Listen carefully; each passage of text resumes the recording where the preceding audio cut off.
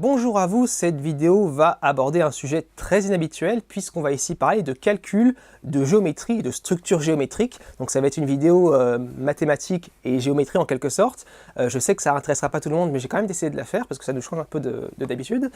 C'est en rapport avec la construction des fontaines qui vous a été présentée il y a maintenant quelques temps. Donc rappelez-vous, pour les personnes qui ont regardé la vidéo de la construction des fontaines, la structure porteuse qui porte les décorations des fontaines est constituée de plein de petites facettes géométriques qui sont assemblées de manière cohérente, de manière à former une structure potable.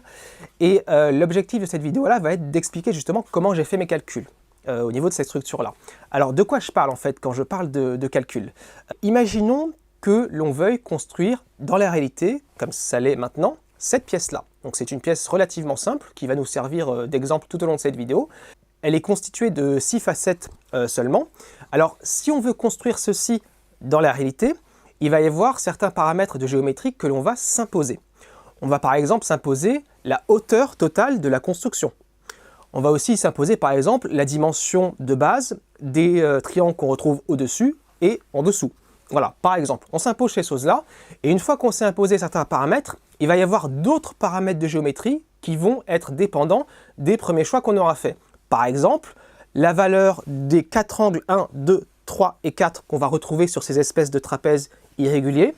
Il va y avoir aussi la longueur de ce segment-là, de celui-ci et de l'autre qui est identique à celui-là. Voilà, et la question est comment on fait, une fois qu'on s'est imposé des paramètres de départ, pour calculer le reste, puisqu'on en a absolument besoin pour pouvoir ensuite prendre une matière, un plastique, un carton, aller faire le tracé avec les dimensions qu'on aura calculées et découper la pièce aux dimensions précises afin que tout puisse s'assembler parfaitement sans qu'il y ait de torsion de plaque ou de jeu anormal entre les arêtes par exemple. Voilà, donc c'est ça le sujet de cette vidéo. Alors afin d'essayer de fournir les explications qui soient le plus claires possible, j'ai décidé dans cette vidéo de procéder de la manière inverse. C'est-à-dire que j'ai déjà fait tous mes calculs qui m'ont permis de construire la pièce 3D que vous avez sous les yeux. Si je devais fournir mes explications seulement à partir de la pièce en 2D, je pense qu'à travers la barre vidéo, je risquerais de prêter à confusion, et donc j'ai décidé de d'abord faire la pièce et de fournir mes explications à partir de la pièce 3D que je peux retourner et vous montrer dans tous les sens. Normalement, en réalité, vous commencez d'abord par faire des dessins en 2D sur papier. Vous déterminez à partir de ces dessins quels calculs on doit faire permettant de faire les pièces, permettant ensuite de construire la pièce en 3D. Sachez qu'en réalité, le travail est plus difficile que ça. Parce que vous n'avez pas la pièce 3D, bien évidemment, puisque vous devez faire les calculs pour d'abord la construire. Ça veut dire que vos calculs sont tous faits à partir de dessins 2D.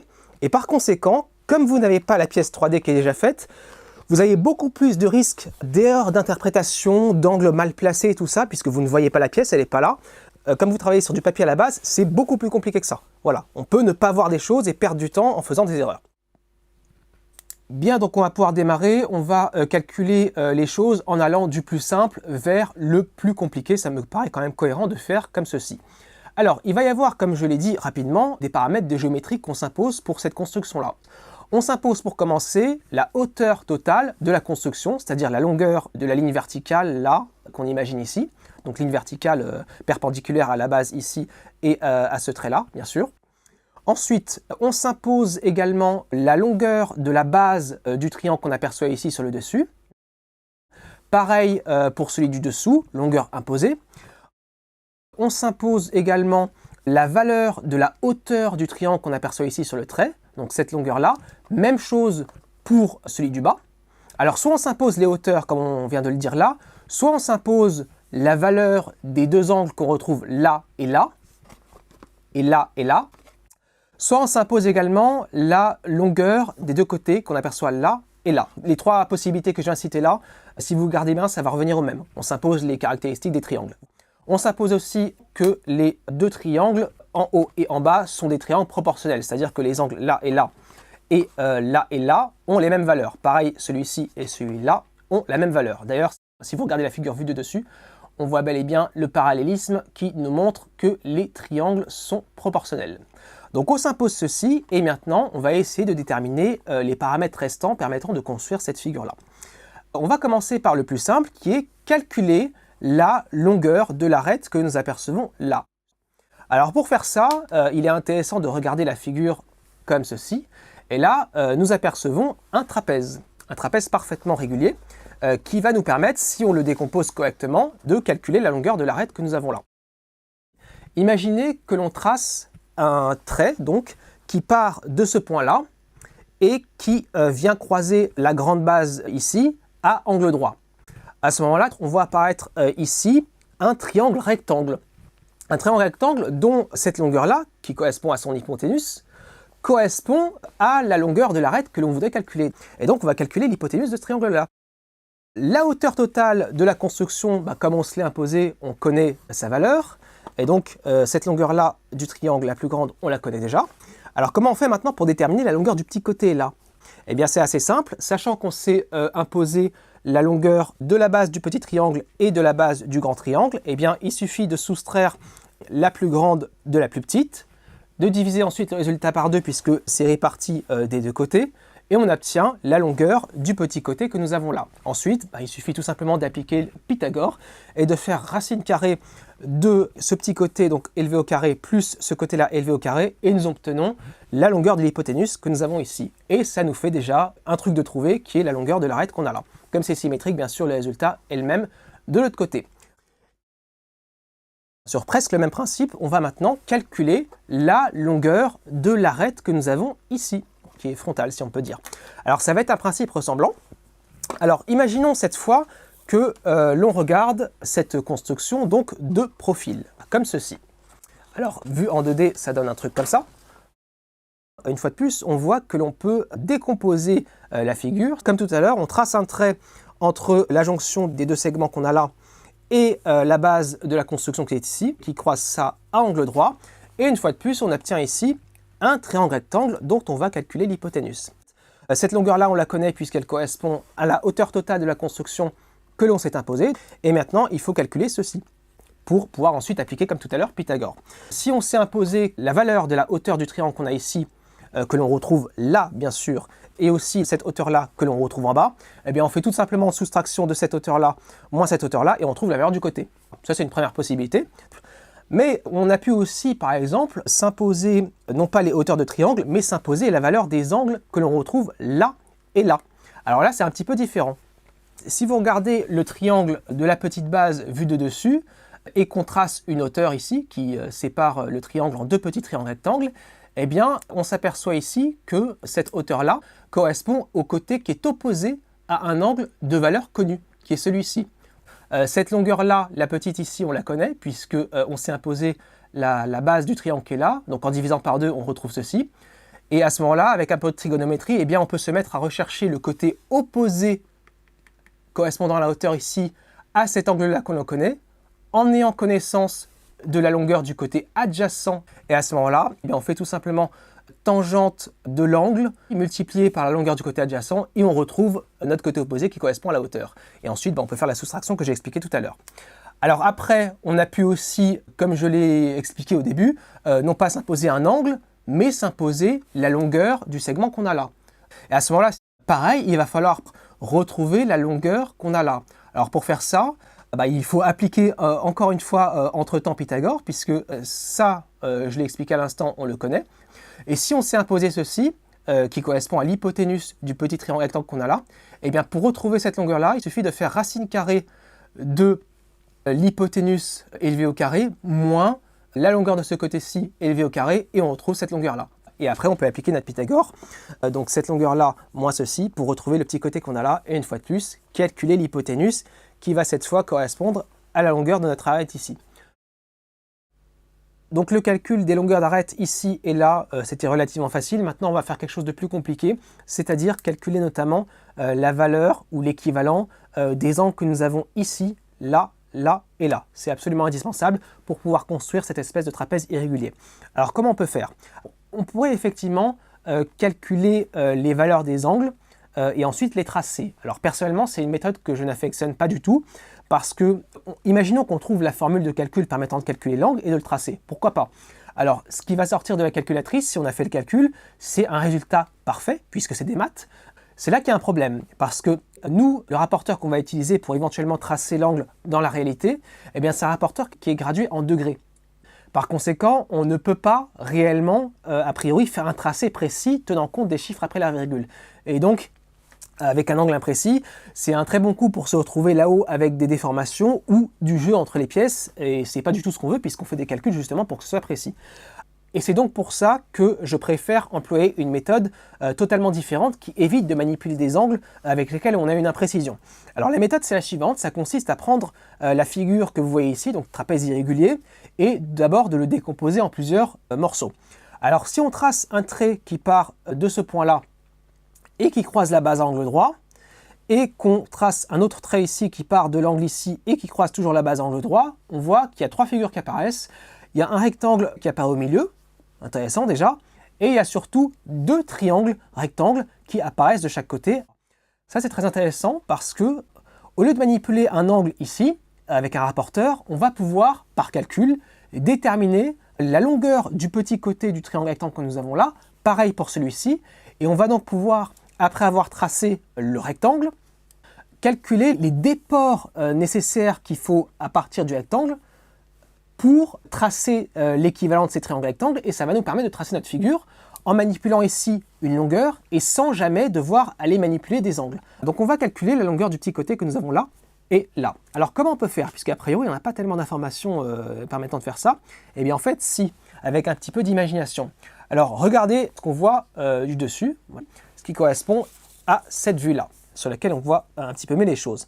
Alors, si on trace les deux traits dont je viens de parler, donc qui partent de là et qui croisent la base à angle droit, eh bien on les retrouve partant d'ici et croisant ça à angle droit, et partant de là, croisant ce trait à angle droit. Le rectangle qu'on imagine au milieu, il apparaît là, il n'a pas la même allure puisqu'il est vu du dessus, hein. Imaginez que là, il n'est pas très gros. Et nos deux triangles rectangles dont je viens de parler de chaque côté, ils apparaissent là, et là, plus petit, puisque bien sûr, vu du dessus.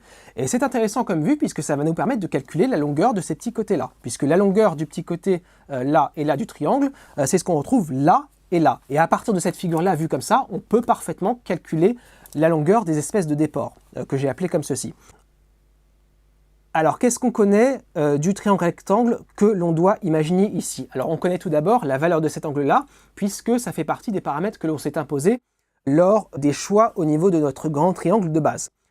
Ensuite, cette longueur-là, qui correspond à l'hypoténuse de ce triangle rectangle, eh bien on la connaît aussi, puisque si vous vous rappelez bien par rapport au calcul qu'on a fait au début, on a, pour calculer la longueur de l'arête-là, déterminé la longueur de ce côté-là, si vous vous rappelez bien. Donc ça correspond sur ce dessin-là, vu de derrière, à la longueur que nous avons ici, hein, cette longueur-là. Alors après, pour déterminer la longueur de ceci, qui correspond au côté adjacent à cet angle-là, eh bien il suffit d'utiliser un petit peu de trigonométrie. Donc on cherche le côté adjacent à l'angle en ayant connaissance de l'hypoténuse. Et bien pour trouver ceci, on fait tout simplement cosinus de l'angle connu multiplié par la longueur de l'hypoténuse, et on trouve la longueur du côté adjacent qui est ceci. Donc là, on a ce qu'il faut pour calculer la longueur du déport au niveau de ce triangle-là. Pour l'autre déport, ça va être exactement le même principe. Au niveau du petit triangle rectangle que nous avons ici, qu'est-ce qu'on connaît? Eh bien, cette longueur-là, on arrive très facilement à la déterminer, puisque si vous vous rappelez bien, pour le calcul de la longueur de cette arête-là, on a déterminé la longueur qu'il y avait ici, donc c'est tout simplement, bon, c'est une des méthodes, la longueur de la hauteur ici, moins la valeur de cette hauteur-là. Donc là, on se retrouve dans un triangle rectangle dont on connaît une fois de plus l'hypoténuse. L'angle qu'il y a ici, on le connaît très bien, puisque si on s'est imposé les paramètres de base du triangle qu'on a là, il suffit de diviser l'angle que nous avons ici par 2, comme la pièce est symétrique, et on a cet angle-là. Et là, c'est le même principe que pour ici. On cherche le côté adjacent à l'angle connu en ayant connaissance de l'hypoténuse, et on fait tout simplement cosinus de l'hypoténuse multiplié par l'angle connu, et on obtient la longueur du côté adjacent.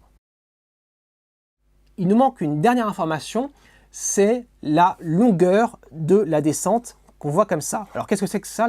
C'est en fait, si vous tracez un trait perpendiculaire aux deux lignes parallèles que nous avons ici, et bien en fait c'est, voilà, au niveau des croisements, combien vaut la longueur de la descente.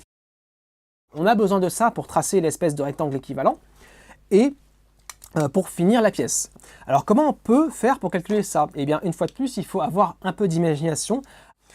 Cette longueur-là de descente, elle correspond, une fois de plus, à l'hypoténuse d'un triangle rectangle qu'il faut réussir à imaginer. Alors, où sont les deux autres côtés de ce triangle? Alors, si vous regardez la pièce comme ça sur le côté, il faut imaginer que Le plus grand côté, donc autre que l'hypoténuse de ce triangle que je vous demande d'imaginer, il correspond à la hauteur totale de la construction.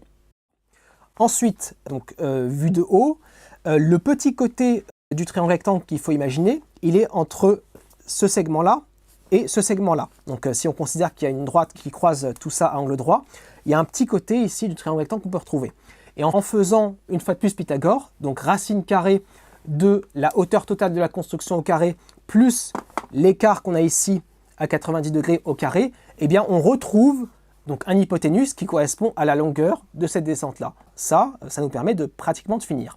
Alors, pas totalement, puisque comment on fait justement pour déterminer la longueur qu'il y a entre là et là, si on trace un trait perpendiculaire? Eh bien, pour ça, on peut réutiliser le triangle qu'on avait tracé tout à l'heure ici, le triangle rectangle, sauf que cette fois, on va calculer une longueur différente. Ce petit côté-là qui nous intéresse, il correspond au segment ici qui est opposé à l'angle que nous avons là. Donc on va une fois de plus se servir de trigonométrie pour déterminer que vaut ce côté opposé à l'angle que l'on connaît. Alors ça, je vous le rappelle, on l'a utilisé tout à l'heure, donc on connaît l'hypoténuse de ce petit triangle rectangle, et on cherche cette fois le côté opposé à l'angle dont on connaît la valeur. On fait sinus de l'hypoténuse multiplié par l'angle que nous avons là, et on trouve la longueur du côté opposé. Et après on applique notre Pythagore permettant de déterminer, comme on a vu à l'instant, la longueur de la descente. Donc l'exemple est maintenant terminé, on a toutes les informations qu'il faut pour fabriquer la pièce en réalité. Je n'ai pas employé de nombre, mais peu importe, hein, ce n'est pas l'application numérique qui compte, c'est vraiment la démarche. Alors sachez ici que là on a une pièce relativement simple, et vous voyez que l'air de rien, pour arriver de fil en aiguille à calculer ce qu'on veut, il faut quand même faire pas mal de démarches, de recherche. Alors là, je l'ai expliqué rapidement, mais en pratique, quand j'ai dû faire les pièces moi-même, j'ai dû beaucoup réfléchir à mais comment je fais pour déterminer le truc. Parce que le coût du triangle rectangle qui nous permet de calculer ça vient pas comme ça. Il faut chercher sur le dessin, mais voilà, retourner le truc dans tous les sens pour voir qu'est-ce que je connais et qui va me permettre de déterminer de fil en aiguille les différents éléments qui m'intéressent pour arriver au résultat final. Sachez aussi que ça, voilà, c'est relativement simple. Dans la construction des fontaines, c'est des trucs avec des décrochages de partout, des assemblages beaucoup plus compliqués, donc ça prend un temps de calcul beaucoup plus important que ça. Et évidemment, comme c'est plus compliqué, le risque d'erreur est beaucoup plus important. Et d'ailleurs, on se trompe très facilement avec un truc comme ça, parce qu'on part d'un dessin 2D, et il y a des choses qu'on ne voit pas forcément très bien, et donc ça provoque des erreurs. Alors, sachez aussi, très important, que quand on s'impose les caractéristiques géométriques au début, il faut faire très attention à ne pas faire des choix qui s'avèrent incompatibles en 3D. Parce que ça, une fois de plus, on peut ne pas forcément s'en apercevoir à partir du dessin 2D. Là, ici, par exemple, on s'est imposé au début que les deux triangles en haut et en bas étaient des triangles proportionnels. Ce qui veut dire notamment que la paire d'angles qu'on a ici a une valeur identique avec la paire d'angles qu'on a en bas. Et d'où le fait que quand on regarde de haut, on voit parfaitement la proportionnalité entre les triangles. Si on se trompe et qu'on a décidé par exemple de ne pas faire des triangles proportionnels dans cette affaire-là, qu'est-ce qui se passe? Eh bien, les deux trapèzes irréguliers que vous avez là et là, eh bien, ils sont plus plats. C'est des faces qui sont tordues. Voilà, ça c'est un exemple de truc incompatible. Et on a très vite fait de pas faire attention ou de pas bien visualiser les choses et de faire un truc qui en réalité donne un truc qui est plus du tout cohérent. Donc j'espère que ça pourra servir si vous avez des constructions à faire. On se retrouve, j'espère, à bientôt pour une prochaine vidéo où cette fois on repartira dans des sujets beaucoup plus électroniques que mathématiques. Merci de votre attention et à une prochaine fois.